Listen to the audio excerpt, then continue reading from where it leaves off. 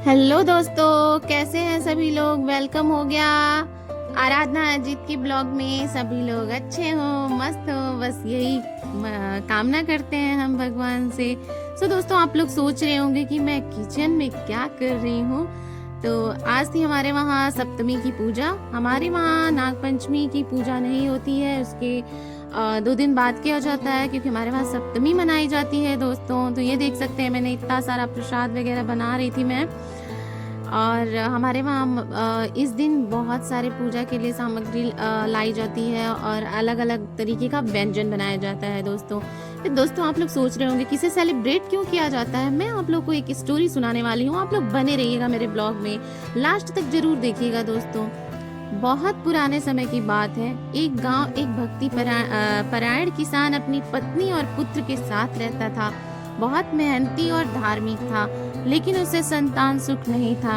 एक दिन वह खेत जोत रहा था, तभी उसके हल्के फल से जमीन के नीचे छुपे हुए नाग के बच्चे मर गए। किसान को इसका आभास भी नहीं हुआ और वह घर लौट आया। रात में जब वह गहरी नींद में था, तभी एक भीषण सपना आया। एक विशाल नागिन उसके सामने प्रकट हुई और क्रोधित होकर बोली, हे मूर्ख मानव, तूने मेरे बच्चों की हत्या की है, अब मैं तुझसे इसका बदला लूंगी। किसान घबरा गया। उसने हाथ जोड़कर क्षमा मांगी और कहा, हे नौमोतो, मुझसे अज्ञतावश यह पाप हुआ है, कृपया मुझे क्षमा करे। मैं इसके प्रायश्चित के लिए जो कहोगी वो करूंगा।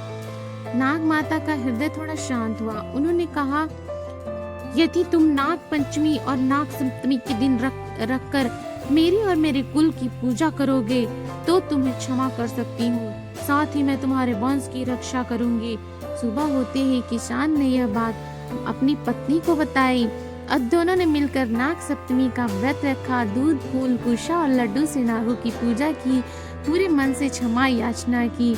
नाग माता उनकी भक्ति से प्रसन्न हुई और आशीर्वाद दिया, तुम्हारे घर संतान का सुख आएगा और तुम्हारे वंश की रक्षा हम करेंगे। कुछ ही महीनों में किसान की पत्नी गर्भवती हुई और उनके घर सुंदर पुत्र का जन्म हुआ। पूरा गांव चमत्कार देखकर हैरान था। किसान दंपत्ति हर साल सप्तमी पर विधि पूर्वक पूजा करते और गांव में यह परंपरा फैल गई। तब से ये सप्तमी मनाई जाती है दोस्तों। तो फिर दोस्तों, इस कथा से हमें क्या शिक्षा मिलती है। हमें सभी प्राणियों के साथ दया और सहानुभूति रखनी चाहिए। नाग देवता को हिंदू धर्म में बहुत आदर दिया गया है। नाग सप्तमी पर व्रत रखने और पूजा करने से संतान की रक्षा, घर में सुख शांति और जीवन के दोषों का नाश होता है। तो दोस्तों, यहाँ पे मैं आप लोग को एक नाग सप्तमी मंत्र भी बता देती हूँ। ओम नमः नागाय, ओम परिणाम पतये नमः। ये मंत्र आप लोग उस दिन जरूर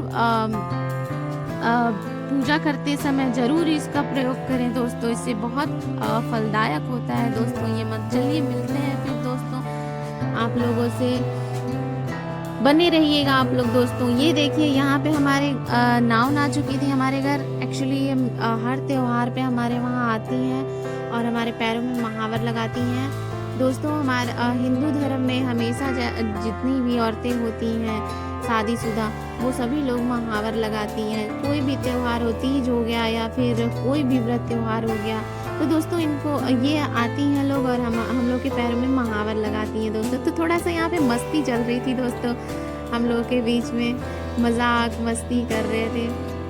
चलिए दोस्तों, फिर मिलते हैं आप लोगों से नेक्स्ट ब्लॉग में दोस्तों। अगर हमारा ब्लॉग पसंद आया हो तो हमारे चैनल को सब्सक्राइब करिए, लाइक करिए, शेयर करिए दोस्तों। बिल्कुल मत भूलिएगा सब्सक्राइब करना दोस्तों। ओके, मिलते हैं नेक्स्ट ब्लॉग में। बाय बाय सभी लोगों को।